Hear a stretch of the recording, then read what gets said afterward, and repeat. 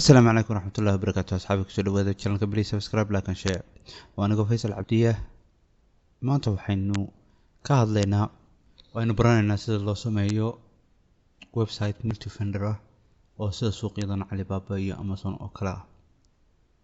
haddaba haddii aad xiiseynaysid waxyaabahaas oo kale ku xidhnow channelka casharkeena maanta waxaan rabnaa si fudud oo qof walba isagoo aan aqoon sida code iyo waxa loo qoro uga faa'iideysan karo. marka WordPress baynu ku sameynaynaa waa drag and drop oo wax yar oo fudud wax saa weyn maaha. waxaynu isku daynaa inaynu sameyno website multi-vendor ah oo waxna lagu dhex iibin karo waxna laga iibsan karo oo suuq caadi ah sida Amazon iyo Alibaba iyo Flipkart iyo Shopify oo kale. marka ugu horeysa waxaynu gelinaa Google waxaynu ku qoraynaa Pro-free-host waxa weeyaan free domain baa laga helaa inkastoo aanad u isticmaali karin website-kaaga caadiga ah. haddaad rabtid inaad website caadi ah samaysatid domain-kooda uma isticmaali kartid waayo waa free. iyagu ma garanayo dee waxa ka helaan laakiin dee tijaabadaas unbay ku wanaagsan yihiin. laakiin option caadina way leeyihiin oo dee aad ka iibsan karto .com-kii caadiga ahaa iyo domainada caadiga ah. marka inkastoo anigu aan idin recommend garaynayo SiteGround uu aad iyo aad u jaban yahay domainkiisu $3 iyo $5 iyo ka bilaabmaa oo aad kala website ku samaysan kartaa. haddaad ilaa 20 website ama 10 website aad samaysato ilaa $12 marka xisaab badan maaha. anyways marka Pro-free-host markaad geshid waad register garaynaysaa dabeeto email buu ku weydiinayaa emailkii baad gelinaysaa verification buu kusoo dirayaa emailkaaga baad gelinaysaa linkiga taabanaysaa kadib wuu kuu furmayaa dabeeto wuxuu ku leeyahay create new account markaad taabatid halkaas waa kusoo baxaysa create new website wuxuu ku ogol yahay halkaas ayaad ku qoraysaa magaca website-ka. wuxuu ku ogol yahay markaa unix.com ama isra.com labadaa mid weeye. labadaa markaad dooratid magacaaga baad gashanaysaa. maanta inaga waxaynu gelinaynaa aynu ku qoraynaa waxa weeyaan Labis Store baynu iskaga qoraynaa tijaabadeena.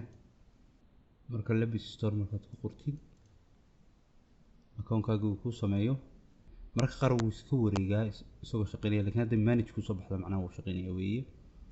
manage baad taabanaysaa. manage markaad taabato wuxuu ku geenayaa halkan dashboardkii WordPress-ka ugu sarreeya WordPress ku taala ayaad taabanaysaa. WordPress markaad taabato ha ilaabin waa inaad halkaas sare username iyo password ku qorato waayo emailkaaga already wuu ku jiraa buu hayaa.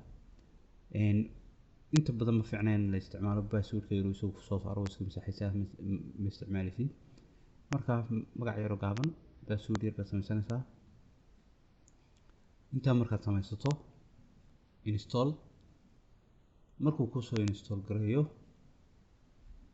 sidan ayuu ku soo qorayaa dabeeto waxaad taabanaysaa linkiga sare website-kaaga baad tijaabinaysaa. website-kaaga markaa waynu aragnaa waa halkaa hello world iyo intaa yar page-ka yar macnaha wuxuu ku sheegay in website-kaaga live yahay oo u shaqeynayo. kadib waxaad ku daraysaa website-kaaga magaciisii /w-admin ama halkii yareedeen hadda joognay baad taabanaysaa linkigii hoose hadba saad u wado weeye. markaa wuxuu ku geenayaa WordPress markuu ku geeyo kadib waxaad sameynaysaa waxaynu rabnaa inaynu markaa website-keeni sameyno oo aynu kaga shaqaysiino. dhowr shay baad markaa u baahan tahay. waxa ugu horeeya ee aad sameynaysaa waxa weeye inaad team cusub aad soo dejisato. marka waxaynu ku qoraynaa Astra waxaa ku soo baxaysa sidan ka ugu horeeya blue ayaad taabanaysaa ee Astra ay ku qoran tahay install ayaad leedahay kadib wuu ku soo dejinayaa. markuu ku soo dejiyo activate baad taabanaysaa. activate markuu ku soo saaro waxaad taabanaysaa Elementor Elementor waxa weeye ugu wanaagsan markay timaado editorka. WordPress editor buu fiican yahay laakiin isaga ugu wanaagsan. dabeeto Elementor markaad activate garayso waxaa kugu xiga oo aad gelaysaa waxa weeyaan teamski baad dooranaysaa. dhowr team baa meesha ku jira.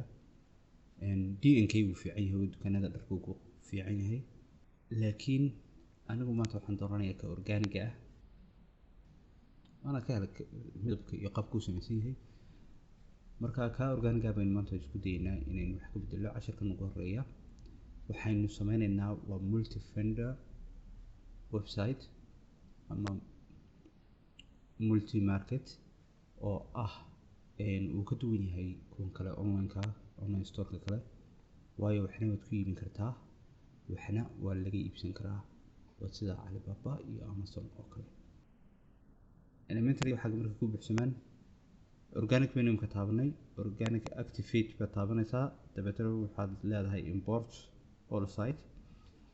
import marka taabato waa ka uu wareegayaa website-kaaga markaa maxay tolo import gareynayaa. waxa kaas ayuu inoo soo dejinayaa afarta page markay inoo buuxsanto. imka waxaad gelaysaa meeshaadii website-kaaga baad ku noqonaysaa, page-kii kaaga furraa. dabeeto waxaad isku dayeysaa inaad samaysid reload. dabeeto halkaasaad ka arkaysaa inuu isbedelay, isagii oo isbedelay. waa kaa uu isbedelay. maanta waxaynu sameynaynaa inta yare ugu horeysa ee aynu baranaynaa waxaa weeye sida headerka loo sameeyo. headerku waa maxay? waa halka home page-ka ugu horeysa markaad soo gasho ugu muhiimsan. waxa weeye halkaa sare ee ku taalo product iyo home iyo contact iyo waxaas account iyo loogadaadii wax oo dhan ku yeelan. markaa imka kan waynu aragnaa ma laha search bar. waxaynu u sameynaynaa search bar dheer oo sida kan Amazon oo kale dheer ah. marka si aynu u isticmaalno waxaas oo dhan waxaa jira bahalo yaryar oo sidan pluginskan maaragtay. marka iska delete garan kartaa ka hello dollyga iyo wixii hore la socday. marka waxaynu u baahannahay inaynu soo download gareysano plugins ay ka mid yihiin WooCommerce iyo WooCommerce Marketplace Center. WooCommerce waa ka WooCommerce soo dejinaysaa. WooCommerce markaad soo dejisato WCFM ayaad isagana soo dejinaysaa. waxa way multi vendor marketplace. marka WCFM-ku wuxuu ka caawinayaa haddaad WooCommerce oo kale soo dejisatid online store caadi ahaanaya, customer unba wax ka iibsan karaa, waa uu xadidan yahay. laakiin kan kale waxa weeyaan qaybtii aad ka control-aysay cidda wax ku dhex iibinaysa meeshaada, lacagta commission-ka intaad ka helaysid, inta shay ay soo dhigayaan, qaabka u ekaanayso iyaga daaqadooda ama store-koodu, waxyaabahaas oo dhan ayuu kaa caawinayaa. shilinkiisa oo kale halkaas kala soconaysaa, shaygay iibiyaan halkaas kala soconaysaa, commission-kaaga halkaas ka goosanaysaa, halkaas ka maamulaysaa. marka WCFM aad soo dejiso wuxuu foranayaa kuwan kalena soo dejiyo. waxa weeye core-kiisii iyo qaabka uu shaqeynayay iyo system-yadiisii. install baad leedahay, wuxuu ku weydiiyay baad ugu install badanaysaa. setup designation registration ayaad taabanaysaa. let's go baad leedahay.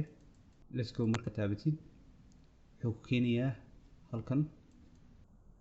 dabeeto halkan aad ka saxaysaa vendorka commission-ku yaala. waxaad leedahay vendor imisu qaadanaya percentage-ka. waxaad leedahay 9% baa imka ku set garaysan, laakiin waxaad oranaysaa adigu dee hadba waxaad u ogoshahay. haddii aad ka qaadanaysid qofka oo kale ma garanaysaa calaa shaygii aad qaadanaysid 30% ama 20% ama 10%. isagu 10% buu ku fadhiisiyey, laakiin waad bedeli kartaa wixii aad jeceshahay baad ka dhigi kartaa. marka halkan haddii uu qofku iibinayo shay $100 oo kale ka soo qaad, waxaad ku leedahay 30. hadduu shay $10 iibinayana $3 baad ku leedahay. hadduu shay $1 iibinayo 3 cent baad ku leedahay. markaa sidaas weeye. markaa boqolkiiba adigu percentageaas dooranaysaa. dabeeto waxaa ku xigtaa taxka iyo waxaa adigu halkaas preferenceka adiga garanaya waad garanaysaa wixii aad rabto, wixii kalena waad ka dhigaysaa. waa haddii dee tax iyo waxaas ay jiraan. haddii aanay tax iyo waxaas jirin waa shippingka oo kale ayaa muhiima. shippingka waxaad samaynaysaa markaa shippingka waxaad oranaysaa vendorka ayaa leh oo isaga dee wixiisa ship garaysanaya. haddii aad dee awoodo inaad shippingkana xataa ka qaadid qofka meesha wax ka iibinaya, iyadana waad xisaaban kartaa oo iyadana percentage baad ka qaadan kartaa. markaa safe baad leedahay, halkaad kasoo gudbaysaa. waxaynu imanaynaa qaybta labaad oo lacagihiiya qaabka lacagta loo qaadanayaa. waxaad markaa dooranaysaa PayPal, cash pay, in alaabta qofka marka timaado lacagta lagu siiyo, ama wadankeeda joogto oo kale. iminka shirkad baa jirta Sonpay la yidhaahdo, inkastoo aanay Sonpaydu waxeedu kaararun ay yihiin baan malaynayaa, laakiin iminka Kenya oo kale waxaa laga sameeyey M-Pesa inay qaataan, oo wuu jiraa M-Pesa plugin oo sida PayPal-kaas kale loo soo gelin karo, laakiin weli wadankeena may soo gaarin. insha Allah anigaaba dhalinyaro la hadlayay oo developers iyaguna oo xagga USSD-ga iyo qaabka loo isticmaalo e-money-ga iyo waxa yaqaanaa. marka waxay ku lahaayeen oo la samayn karaa haddii markaa taas aynu soo helo, oo soo gelinaa iyadana mitisaadkii iyo EVC Plus-kii waxaas lagu isticmaalayo. sidaas u dashboard-kaaga marka setting-kii wixii oo dhan aad samaysay saas u ekaanayaa. halkaasaad ka arkaysaa imika store vendors, imika cid wax ku dhex iibinaysa ma laha. halkaasaad ka arkaysaa customer iyo dadka caadi wax kaaga iibsanaya iyagana. markaa saasay dashboard-kaaga u ekaanaysaa. waynu ka baxaynaa markaa intan waynu setup garaynay. waxa inoogu xiga oo aynu setup garaynaynaa waxay noqonaysaa WooCommerce-ka caadiga ee customer-kaaga tooska aad u xog iibinaysid. isagana setting baad taabanaysaa. WooCommerce baad taabatid, setting markaad taabatid halkaas ayay kugu soo qormayaan. waa general, waa products, waa shipping, waa payment, wixii dhan ka saxaysaa. imika generalkaas oo kale address-kaaga iyo waxa ku qortay iyo meesha joogto. intaa markaad ku qortid waxaa kugu xigaad ku daraysaa waxa weeye shipping-ka, wadamadaad wax ka iibiso ama meelahaad wax ka iibiso, shipping-ka meelahaad wax u diri karto. imika kale waxaad oranaysaa Hargeysaan joogaa, dadna waxaad leedahay ilaa iyo Muqdisho wax u diri karaa, ilaa Jigjiga. marka waxaad ku qoraysaa Ethiopia, Somaliland, Soomaaliya, Djibouti. haddii aad meel kale wax u diri karto sidaas le. shipping-ka waxaad ku qoraysaa flat rate. marka waxaad isku dayaysaa hadhow tole in aad u qiimeyso qiimeyntiin badalka gelinaysa. waxaad kala samayn kartaa inaad shipping-ka centimeter iyo kilogram aad ku miisaanto oo aad miisaan ahaan ugu xisaabso. intaa markaad dhamayso safe baad leedahay. lacagtana halkaasaad ka bedeli kartaa oo waxaad taabanaysaa currency wadanka aad joogto lacagta laga qaato, ama dollar ama shilin, xataa shilin Soomaali uu soo baxaa waad ku qori kartaa. intaa marka aad samayso waxaa kugu xiga waxa weeyaan payment-kii ayaad setup garanaysaa iyadana. marka waxaad leedahay cash on delivery oo alaabta marka macaamiisha u tagto kale inay cash bixin karaan. oo taas waxaa loogu talagalay imika sida wadankeena kale weli looma soo gelin mugti. markaa saadkaas oo kale ayaad u isticmaali kartaa. marka cash on delivery baad setup garaysanaysaa. laakiin lambarkaaga mobile lacagta kugu soo dhacaysa, halkaasaadna adigu ka gelinaysaa qiimihii intii iyo wixii garanaysa. PayPal oo kaararkiya, markaan waxaan ku oran lahaa PayPal-ka isticmaal. waayo PayPal marka taabatid kaarkii dhan ku ogolanaya. dabeeto waxaad samaynaysaa setup baad taabanaysaa, API numberkaad gelinaysaa. markaad geliso bis intaas un baa lagaga baahan yahay. kaarkii iyo PayPal iyo wax walba qaadanaya, Visa iyo Masterba. oo labadii option baa xagga hoose ka soo baxayaan. anyways intaa markaynu samayno waxaa kale ee inoo haray emailka sida uu shaqeynayo. marka emailada dhan waa customer-ka waxyaabaha u tagaya macnaha rasiidkooda iyo waa customer ka qoran, iyo order-koodii magaranaysaa invoice-ka markay wax iibsadaan oo kale inuu order-kii ina soo gaadhay oo kale. intaasna safe bas ka oranaysaa saas ayay ku dhan tahay WooCommerce. marka page-keeni waa kan saas uu egyahay. haddaba hadda waxaynu bilaabaynaa inaynu wax ka bedelno. marka waxaad taabanaysaa edit with Elementor. marka anigu waxaan haystaa Elementor oo lacaga, laakiin Elementor free-gaba waxyaabo badan baad ku samayn kartaa. anigu waxaan haystaa Elementor oo lacaga. haddii aad rabto inaad header-ka samayso, mararka qaar Elementor-ka free-ga wuu diidaa, markaa sidaa darteed ayaan u isticmaalayaa Elementor-ka lacagta oo hal mar baad iibsanaysaa waa ilaa $20 dabeetana weligaa baad saas u isticmaalaysaa. anyways Elementor-kaygan soo upload gashanayaa, aan soo gelinayaa kayga lacagta.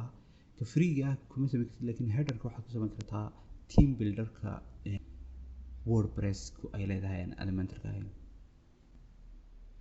dabeetana kaa markaad kusoo samaysid ayaad inta kalena Elementor-ku edit gareyn kartaa. saas ay la tahay waayo saas ku sameeyay markii hore website kale intaanan iibsanin. adigu waxaan ku fududeynaysaa wixii Elementor linkigiisa xagga hoose ku soo qorayaa, Pro free host-ka xagga hoose ku soo qorayaa, waxyaabahaas oo dhan xagga hoose ku soo qorayaa insha Allah. markaynu activate gareyno kaa wuxuu lagu activate gareysan yahay. dabeetana waxaan taabanaynaa edit with Elementor. waa kaa markaan idiin sheegayay sidan uu egyahay. haddii aad rabto marka inaad ku edit gareysid aanad lacag haysan ee aad rabto inaad ku edit gareysid WordPress-ka keeda halkaasaad taabanaysaa. markaad halkaa taabato saasuu kugu soo baxayaa. iyada baad ku edit gareyn kartaa. waa global taabanaysaa xagga hoose arkaa header baa ka qoran, header-kaas baad taabanaysaa iyadoo ku edit gareynaya. laakiin anigu Elementor ayaan ka jecelahay. Elementor baynu gelaynaa. marka waxaanu sameynaynaa ee ugu horeysa waxay noqonaysaa inaynu sameyno oo WordPress editor-ka aynu ku sameyno logada global baad taabanaysaa, site logada marka ayaynu isku daynaa bal horta iyada ugu horeyn baynaynu bedelo intaynan Elementor gelin. logadaynu bedelinaa tule ana ku tusayaa sida loogu sameeyo Elementor bad waxaan ku yareeyn kartaa, ku kala bedeli kartaa. waxaynu kala dooranaynaa sida loo sameeyo loo geliyo ID-ga marka saas oo kale soo baxaya. ka xaggii sare waa taa yara madoobaatay oo logada ka muuqato saas oo kale ka soo baxaya internet-ka browser-ka. dabeetana publish baad leedahay. inta markaynu sameyno edit with Elementor ay taabanaysaa. waa kaa waxaan doonaynaa team builder oo header baan rabnaa inaan sameyno. waa kaas saas inoo soo saaray. markaa waxaynu halkaa logadii baynu ku haynaa, halkanna waxaynu ku haynaa products iyo account ahaa. kadib waxaynu isku daynaa inaynu yareyno logada. waynu yareynaynaa. halkaa kale waxaynu soo gelinaynaa qaybtan column kale ayaynu dooranaa. marka imika waad aragtaa wixii baan geliyay from zero ayaynu kasoo bilaabanaa. waxaad dooranaysaa markaa header-radan waa bilaash, laakiin qaybta browga baad ku helaysaa. marka haddii aad rabto inaad si fudud u heshid waaba dooran kartaa, waad gelin kartaa madaxyada yaryar midun baad dooranaysaa, aad gelinaysaa oo lagu fududeeyey. haddii aad rabtid inaad kasoo dhistid adigu from zero waad kasoo bilowdid waad samayn kartaa. inagu laakiin waxaynu isticmaalaynaa inagaa samaysanayna. markaad rabtid inaad samaysatid halkaas ayaad taabanaysaa edit this section calaamadda isku tallaabta cas. dabeeto sectionkaas kuu furayaa. dabeeto kuwaasaad dooranaysaa column. markaa 2 column 3 column 1 column 5 column inta uu leeyahay. dabeeto waxaad sameynaysaa ka ugu horeeya waxaan gelaynaa logadeennii. okay baad leedahay save. dabeeto halkaasaad taabanaysaa site logo. saasun baad ugu ridaysaa, soo jiidaysaa, ku dhex ridaysaa. right click baad taabanaysaa, saas ugu soo jiidaysaa, ku dhex ridaysaa. site logo-geennii waa kaa. style baad taabanaysaa, waad yareyn kartaa, waad hagaajin kartaa. intaa markaad sameyso waxaa ku xiga oo aad sameynaysaa waxa weeyaan searchkan idin sheegayay meeshii wax laga baarayay markaa product search dataan product searchkaas waxaan rabnaa inay dheeraato dheer ay noqoto markaa baad aragtaa kan waxa weeye 4 column 1 2 3 iyo 4 searchka loogada iyo labada bannaan iconka ayaan gelinaynaa oo ah user icons baad tegaysaa saasay kusoo baxaysa data user iconka aan doorto in baad dooranaysaa midabkood ka bedeli kartaa halkaa style baad taabanaysaa waad ka bedelaysaa midabka waad soo ekaysiinaysaa waxay noogu xiga waxa weeyaan saladii markaa saa soo dhigsid saasoo kale kaa noqonaysaa waxaad dabeetana sameynaysaa inaad qof garaysid halkanaad ka qof garaynaysaa lacagta iyo waxaa kasoo baxaysa marka waa taa yaraatay waa taa intaa la kartay middlekaad taabanaysaa marka waxa dhan inaynu silakasinayn rabnaa middleka geyno headerkii markaad saa u sameyso halkanaad ka bedeli kartaa midabada backgroundka wax walba aduu saad jeceshahay baad ka dhiganaysaa laakiin anigu waxaan rabaa inaan ka dhigo minimalist green iyo white laakiin waad bedeli kartaa saad jeceshahay baad ka dhigi kartaa midabada waxaynu hadhay qaybtan